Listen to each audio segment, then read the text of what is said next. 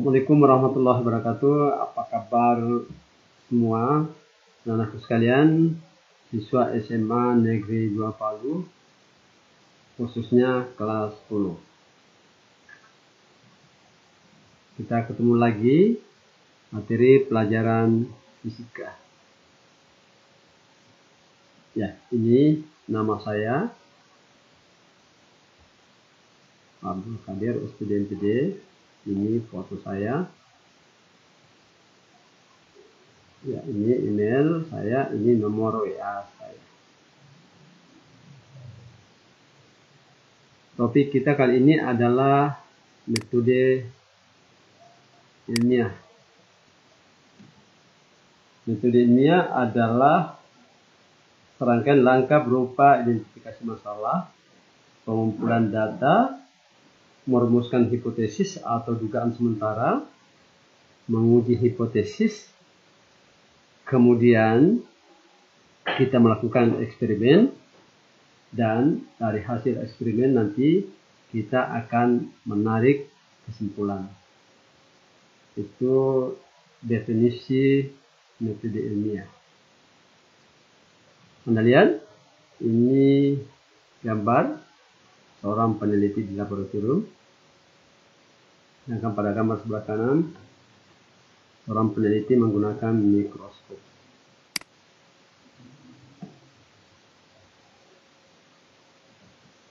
Ya, untuk topik metode ilmiah kali ini terdiri atas 3 subtopik. Yang pertama, kriteria metode ilmiah. Yang kedua, langkah-langkah metode ilmiah. Dan subtopik yang ketiga adalah sikap ilmiah.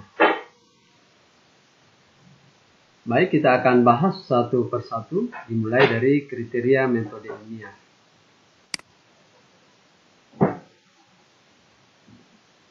Ada beberapa kriteria metode ilmiah.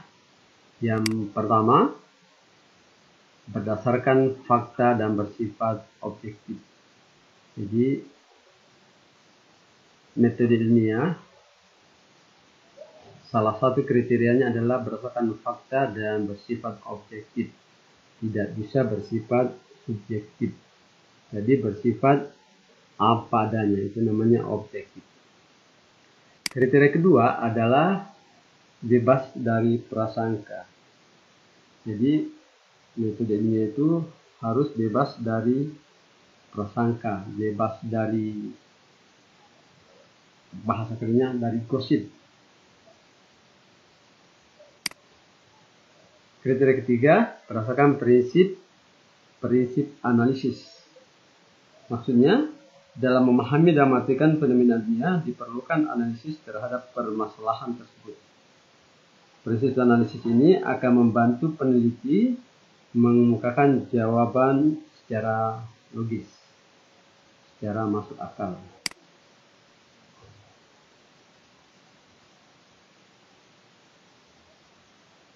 Kriteria metode yang keempat adalah melalui proses hipotesis.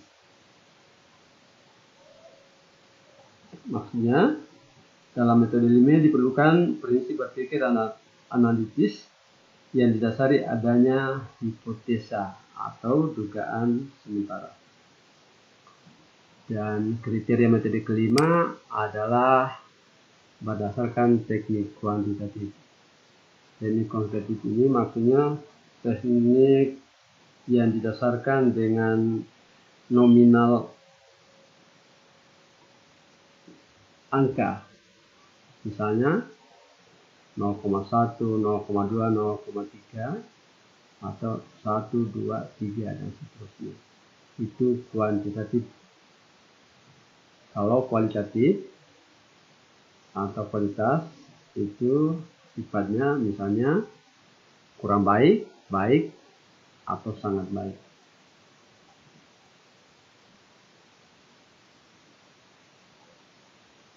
Selanjutnya, kita masuk ke langkah-langkah metode ilmiah. Jadi seorang peneliti harus memiliki langkah-langkah metode ilmiah. Yang pertama, identifikasi masalah dan studi pendahuluan. Identifikasi masalah maksudnya mengidentifikasi masalah yang akan kita teliti. Contoh kasus untuk di Kota Palu, misalnya tambang emas di Poboya, kita mengidentifikasi bahwa tambang emas itu menimbulkan atau bisa menimbulkan pencemaran merkuri.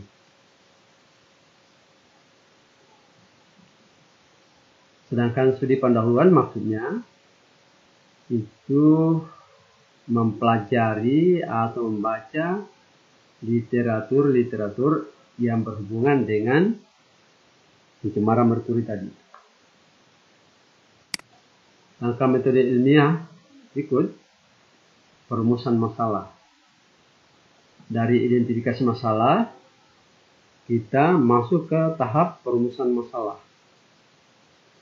Perumusan masalah yang bagus selalu dibuat dalam bentuk kalimat tanya. Misalnya, apakah tambang emas di Poboya, Kota Palu menimbulkan pencemaran merkuri? Itu rumusan masalahnya.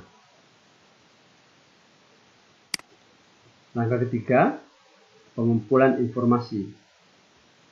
Nah, dari rumusan masalah yang ada, dari identifikasi masalah, kemudian kita mengumpulkan informasi yang berkaitan dengan identifikasi masalah tadi, berkaitan dengan tambang emas di Poboya.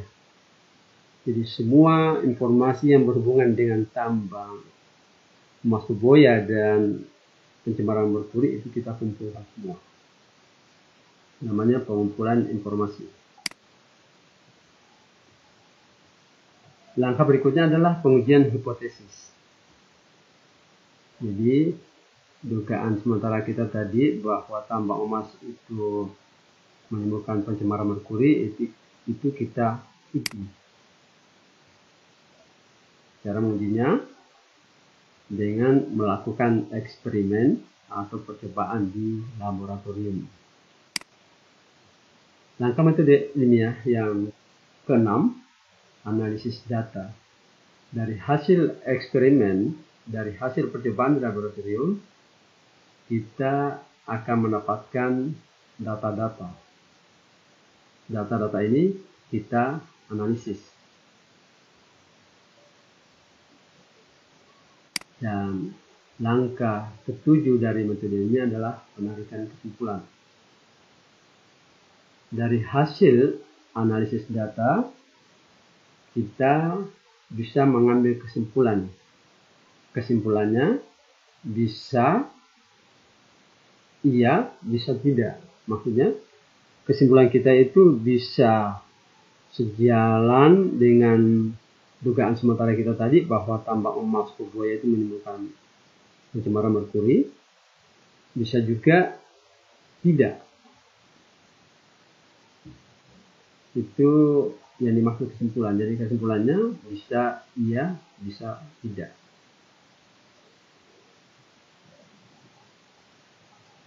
Selanjutnya, kita masuk ke sikap ilmiah. Seorang peneliti itu harus memiliki sikap ilmiah. Yang pertama, mampu membedakan opini dan fakta. Jelas? Yang dimaksud opini adalah pendapat pribadi atau pendapat sekelompok orang. Sedangkan fakta itu adalah kenyataan berdasarkan data-data.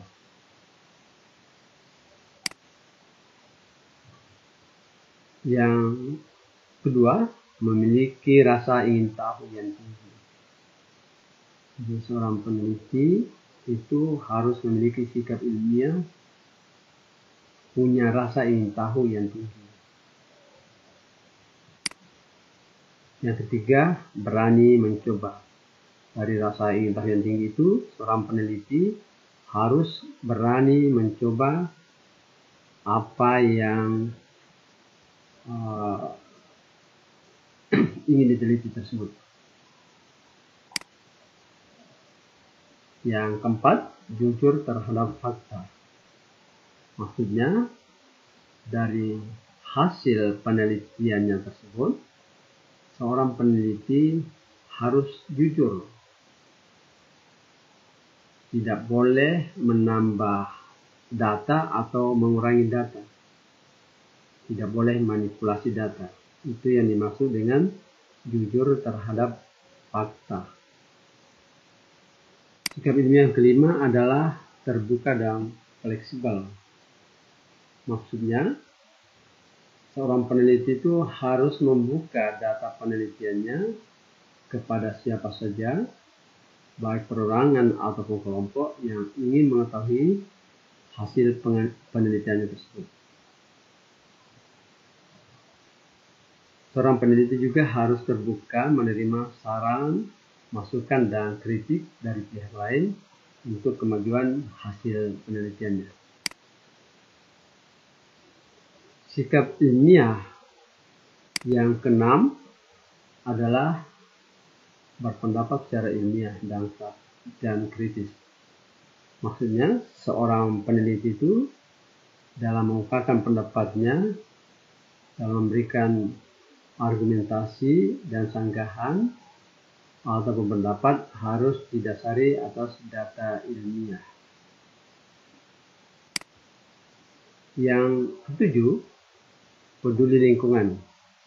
Maksudnya seorang peneliti itu dalam melakukan penelitiannya harus peduli lingkungan. Karena tidak ada artinya hasil sebuah penelitian jika itu merusak lingkungan. Sikap ilmiah yang ke-8 adalah bertanggung jawab. Maksudnya, seorang peneliti itu harus bertanggung jawab terhadap hasil penelitiannya, bertanggung jawab terhadap keselamatan dirinya, dan keselamatan orang lain yang bekerja sama dengan dirinya. Sikap ilmiah yang ke-9 adalah kulit dan gigi. Jadi seorang peneliti itu tidak boleh baru hambatan sedikit, baru hambatan kecil, sudah loyo, sudah patah semangat. Jadi harus kulit dan gigi. Dan sikap ilmiah yang ke-10 bekerja sama. Maksudnya seorang peneliti dalam melakukan penelitiannya harus bersedia bekerja sama dengan orang lain atau pihak lain. Oke, anak-anakku sekalian, jangan beranjak dulu. Jangan lupa like dan subscribe. Jangan lupa like dan subscribe agar channel ini tetap bisa bertumbuh dan berkembang. Salam Indonesia Jaya, Merdeka!